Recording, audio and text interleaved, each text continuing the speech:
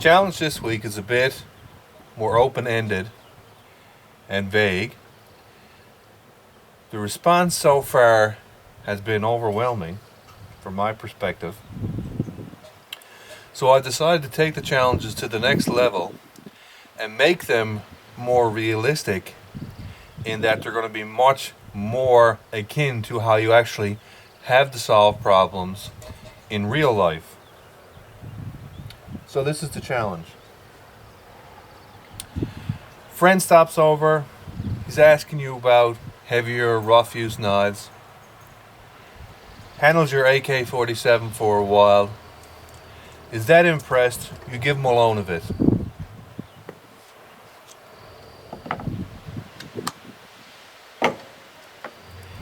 He also really likes the Atoma 1200 diamond sharpening stone that you have.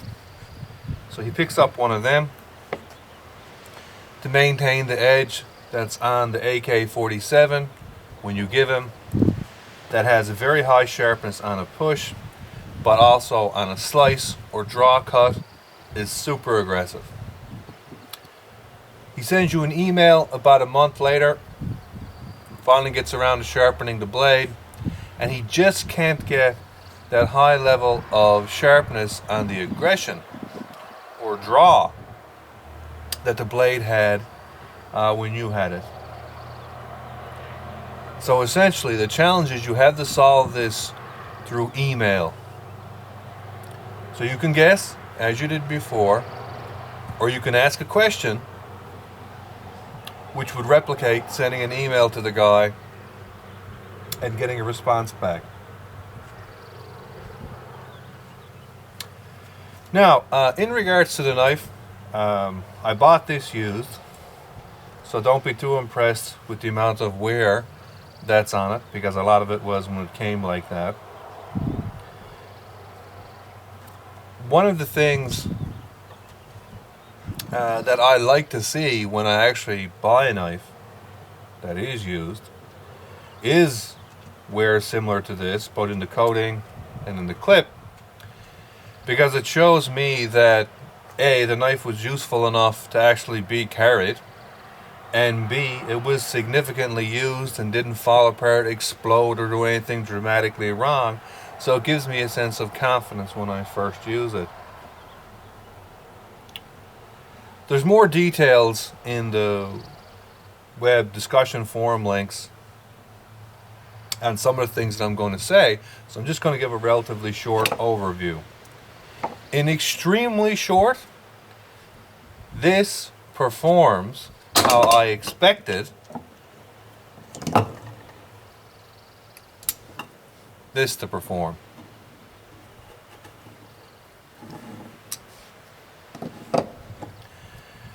So you start off with something like the Havalon Paranta Edge, which basically has disposable scalpel blades and is a pure light utility knife, optimized to do nothing but cut well.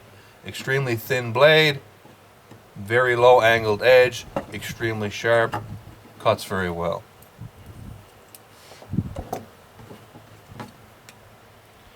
You move up to something like an Opinel or Duke, which has a much heavier blade stock, but again, very thin edge because of the very high primary grind, very low angled edge, very high cutting ability, but the heavier blade stock gives it more durability, so you can use it in situations which would break the blade on the Paranta. Step up to something like a Benchmade 710 Axis, where you're again moving more towards durability and strength and expanding the scope of work over something like an Opinel, but reducing the cutting ability further. So you're making that trade-off of cutting ability, efficiency, and comfort in use to just be able to do a wider scope of work.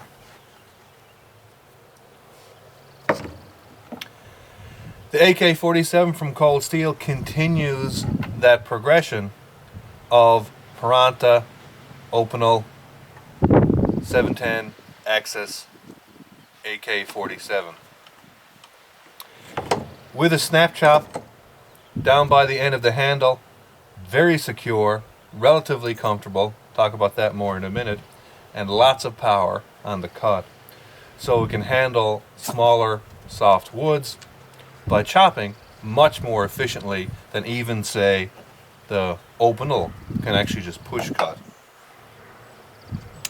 In regards to pure cutting ability, relatively decent, very high hollow grind, very deep hollow grind, and the edge angle was slightly lowered by the original user.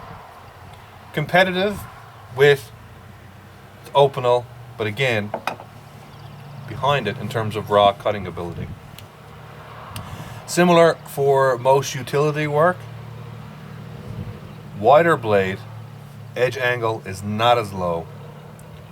Behind it, but again, much more functional in terms of overall strength. It's relatively easy to pick tasks where this knife can actually perform work where it's obvious the Opinel wouldn't. And even compared to your 710 Axis, it's again moved up simply because there is more blade steel. So the blade is going to be stronger just because there's more of it there. Now, it's a bit hypothetical at this stage in regards to which one is actually going to have problems with the lock first, this one or the 710 Axis, or say the Paramilitary, because all three of those have relatively strong, relatively durable locks. This has the triad lock, which basically has an extra pin right here, which was an excellent innovation through Cold Steel, which I believe is Andrew Demko's work. It doesn't look like much, it's just an extra pin, but that pin has a dramatic effect, because what it does is basically when you have the back of the blade, which normally makes direct contact with the back spring on a normal lock bar, that again puts the blade and the lock directly in contact with one another. So overloading the blade directly overloads part of the locking mechanism. This doesn't handle here because the overloads go onto this pin and are transferred directly to the body of the knife. So you essentially have to break this pin and damage the body of the knife before the lock mechanism itself starts to get damaged. That is a significant advancement in terms of lock design, and the Axis works the same way in principle, not direct function, because again this serves as basically a pin which would have to be pushed up towards and through the handle relative, it won't pop off like liners and integrals can. So again, if you look at this, which is your traditional basically integral lock, there's nothing like that. If you basically press this blade down and overload the lock, the blade is directly meeting with part of the lock face and it will directly act against this. It won't attempt to spread forces out amongst the handle, it just dramatically ramps them right onto one of the integral locking mechanisms. Very poor lock design. So back to the AK-47. A few negatives, because I talked about quite a amount of the positives. Ergonomically, it's relatively limited by a number of issues. Number one, there are only certain grips that are even functional. So any kind of hammer or saber or a basically reverse grip where your hand matches into these contours, that works only if your hand size relatively matches these well. If you have a smaller hand, you can end up with your pinky right here on this.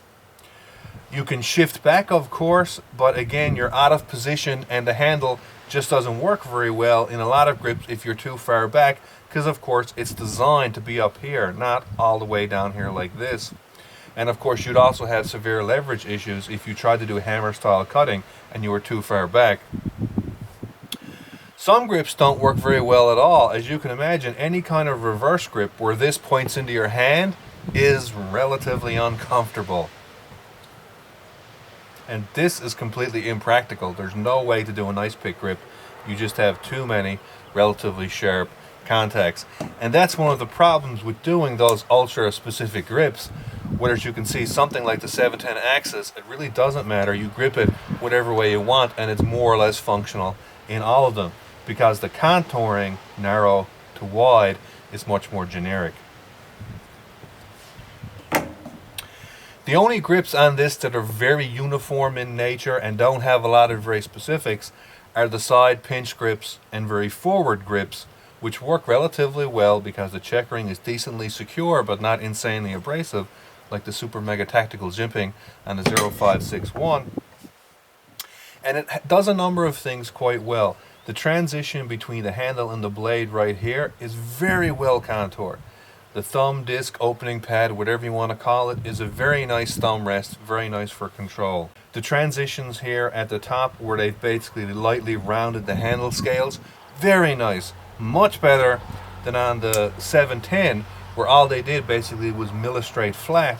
So it's not that much in terms of enhancing the shape, and the edges are actually relatively sharp. AK-47 basically did a very light radius round, so much more comfortable. However, inside of the handle scales, almost nothing done, relatively sharp. The end of your basically extended hammer pommel right here was very sharp when I first got it. I've extensively rounded that out as well, and I've also rounded the inside of this. So now, much more comfortable. Extended hammer pommel right here, which does sticks out, works relatively well as extended for what it is, basically some kind of secondary striking surface. Things that I don't like about that in general, it's too close to your hand. Essentially, whatever you are likely going to hit with the extended part of this, you're also going to hit with your hand. So as a weapon, okay, it's a fist load. For general utility, I'd have concerns because my hand is essentially going to hit it, and you can't really use it well when the blade is actually closed. You can, but it's really not that comfortable to hold onto it. So you're essentially striking at something with a locked blade above you. You could accidentally release this, and you're not going to on this knife. It takes anywhere between 10 to 15 pounds of force to make this release. And if that doesn't sound like a lot, just press on the scale and see. A normal standard lockback will only be around 2 or 3 pounds usually. However, this has an extremely deep cutout for your lock bar, which is what gives it the strength and security, and a very, very stiff spring on the inside, again, which gives you that strength and security, but not trivial to release. But anyway, using it as a hammer, it isn't impossible in some situations that you might actually be able to force this to release, and then you could snap the blade down on your hand. So again, something that really don't like hammering like that. In that regard, it's curious that they do not use the buoy detent or dent, whatever you want to call it right here, that a lot of Spydercos use. And the main benefit of that, of course, is basically they mill out a section of this, so you can still release it directly, but that milled out dent makes it much less likely that you accidentally release it. The only thing that I didn't like about this knife when I got it was that this little notch right here, which people are 50-50 on, sharpening notch, choil notch, sharpening choil, what it does basically is it serves the same effect as a dropped blade, so that you can sharpen all the way right down to the edge and not end up with any kind of funky, sort of odd blunt area, which results if you don't have it.